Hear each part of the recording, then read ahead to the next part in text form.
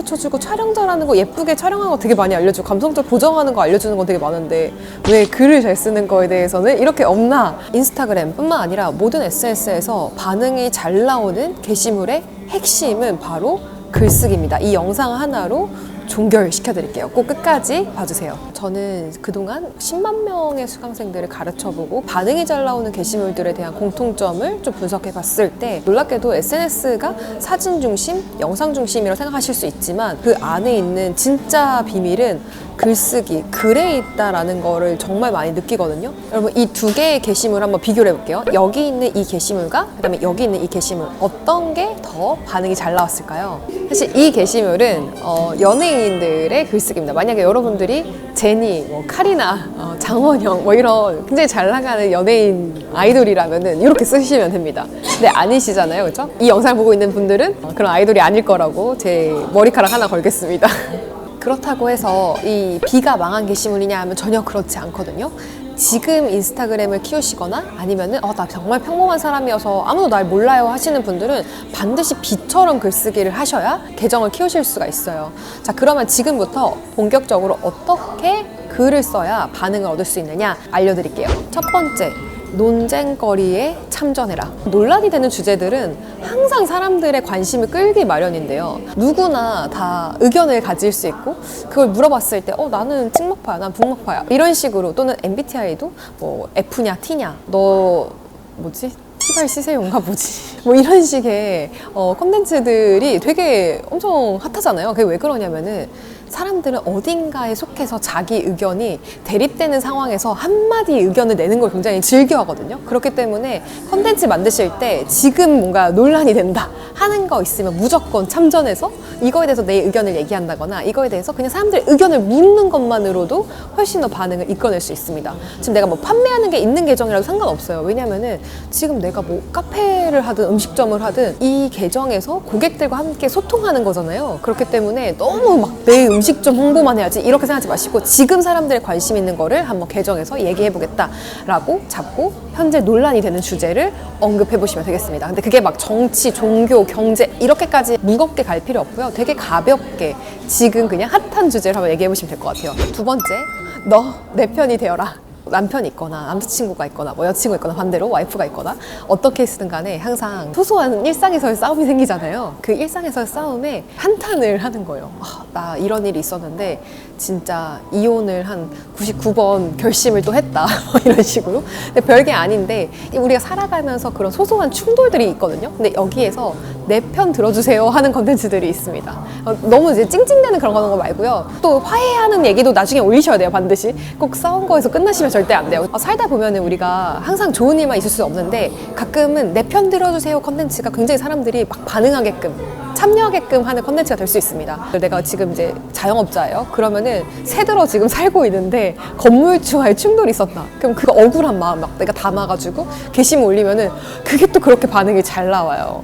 실제로 이거 사례인데 저희 비대면 바우처라고 정부 지원 사업의 인스타그램 컨설팅 고객사였던 창업 오빠 라라브레드의 이 강원동 대표님 채널에서 반응 제일 잘 나왔던 게시물이 이거였는데 건물주랑 싸웠던 이야기, 건물주가 되게 부당한 걸 요구해서 이거 너무 억울해 해서 올렸던 컨텐츠가 굉장히 터졌거든요. 그러니까 결국 무슨 얘기냐면 사람들이 이거는 진짜 누가 봐도 이 사람 편 들어줘야겠다 라고 생각이 들면은 거기에 의견을 보태고 공유하면서 퍼져나간다라는 거죠.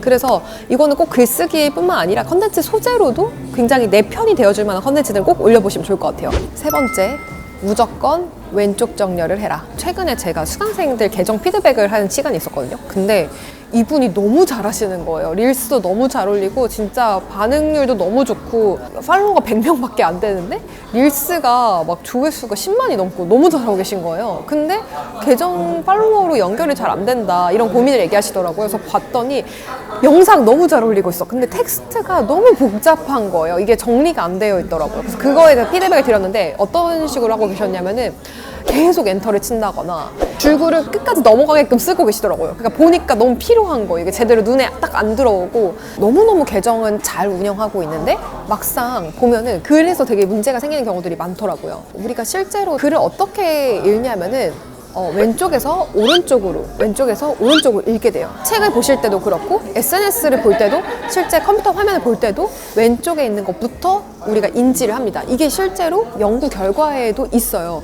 이 아이 트래킹 스터디라고 해서 시선이 어디로 먼저 향하는가를 연구한 그런 것들이 되게 많은데 우리가 실제로 모바일이나 웹 화면을 볼 때에도 왼쪽에 있는 요소부터 먼저 인지를 하고 그 다음에 오른쪽으로 넘어간다라고 합니다.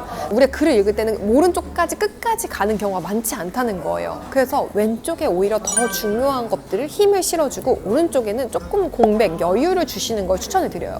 그래서 어느 정도 왼쪽에서 글을 쓰기 시작했다면 엔터를 치고 그 다음 줄로 넘어가면서 글을 전개해 나가시는 거예요. 글쓰기를 할 때 왼쪽 정렬을 하는 느낌으로 글을 써주신다는 거죠. 엔터 없이 여백 공간 없이 꽉 쓰면은 진짜 이게 피로하거든요. 피곤해. 이거 언제 다 읽지? 벌써 압박감이 느껴서 사람들이 넘어간단 말이에요. 또 이렇게 피로하지 않게 만드는 방법 중에 하나는 적절하게 이모티콘을 중간중간 써주시는 거예요. 이걸 또 너무 남발하시면은 되게 더 복잡한 글이 되니까 3줄에서 5줄 사이 이 문장에 한 2-3개 정도 넣어주시면 적당할 것 같아요. 그래서 첫 문장 시작할 때 이모지를 쓰셔도 되고요. 아니면 오히려 오른쪽에 사람들 집중도가 떨어지니까 문장 끝에다가 그 문장에 대한 감정을 전달하는 의미에서 이모지를 적절하게 넣어주셔도 돼요. 끝까지 사람들이 이 문장 읽을 수 있게끔 도와주는 게 되겠죠.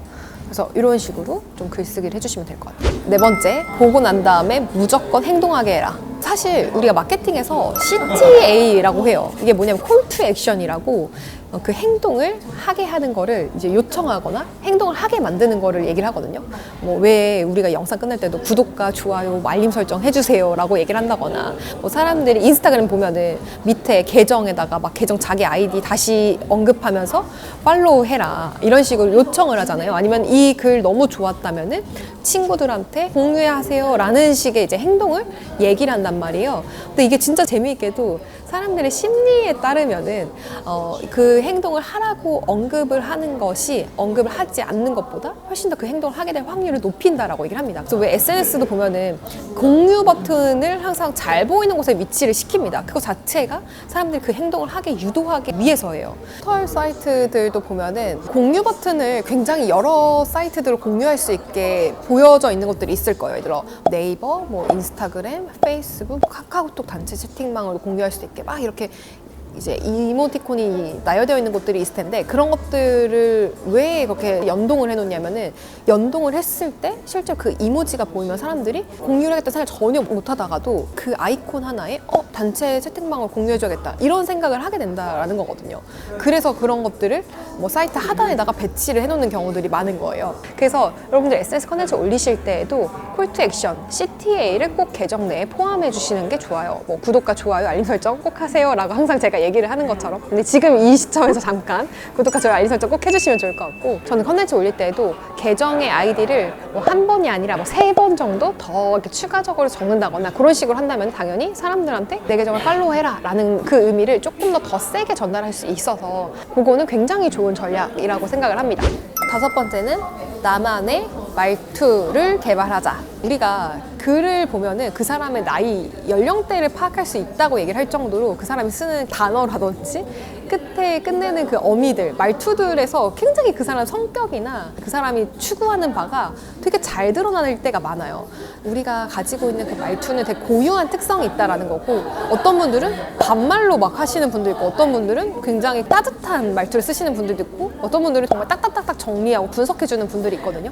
근데 그게 결국 내 고유한 특징이기 때문에 그 말투를 개발해서 계속해서 그 말투를 써주시는 거 그래서 이 말투만 봐도 이 사람의 글이다 라는 게 느껴질 수 있도록 해주시는 게 좋다. 말투 개발을 나랑 정반대로 해야 되는지 근데 말투는 본인 성격대로 해야 되는 것 같아요. 이게 자기 스타일대로 해야 가장 그걸 오래 할 수 있고 가장 설득력을 가질 수 있거든요. 글 쓰는 게 너무 어려우신 분들은 그냥 말을 하는 거를 그대로 다시 적는 걸 좀 해보시는 게 좋을 것 같거든요. 주변 친구들한테 내 말하는 스타일이 있잖아요. 성격적으로 내가 이렇게 말이 나오는 것들을 그대로 그냥 말을 한 다음에 그거를 뭐 녹음을 하든가 그렇게 해가지고 그냥 적어보시는 거예요.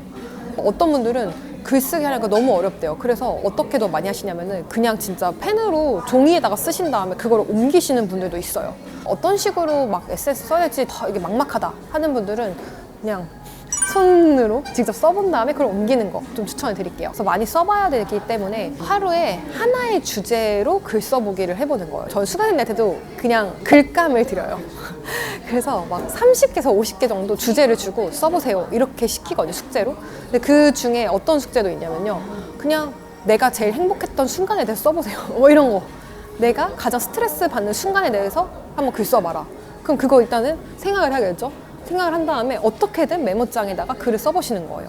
그런 것들을 내가 메모장에다 하나하나씩 써놓고 나면은 나중에 컨텐츠 올릴 때 요거 올리면 되겠다, 글감 요걸로 하면 되겠다, 이렇게 아이디어를 잡을 수 있어서 굉장히 좋습니다. 제가 오늘 이 영상에 글감 하나를 드릴 텐데, 바로 최근에 가장 논란이 되고 있는 주제에 대해서 여러분들의 감정을 한번 써보시는 거예요. 파인애플 피자가 됐든 아니면은 부먹, 찍먹이 됐든 지금 논란이 되는 주제에 대해서 여러분들의 의견을 한번 써보시면 좋을 것 같습니다. 이게 바로 오늘의 숙제입니다. 아시겠죠? 그래서 꼭 한번 해보시면 좋을 것 같아요. 오늘 글쓰기에 대해서 한번 얘기를 해봤는데요. 우리가 살아가면서 결국은 글이 가장 원천적인 형태의 컨텐츠고요. 컨텐츠의 형식이 계속 변하더라도 변하지 않는 그 근본적인 것은 바로 글쓰기, 기획이라는 거, 기획의 중요성을 말씀을 드린 것 같습니다. 다음 영상에서도 또 SNS 어떻게 키울 수 있는지에 대해서 더 많은 컨텐츠 가지고 올게요. 구독과 좋아요, 알림 설정 꼭 해주시고 또 다음 영상에서 뵙도록 하겠습니다. 안녕!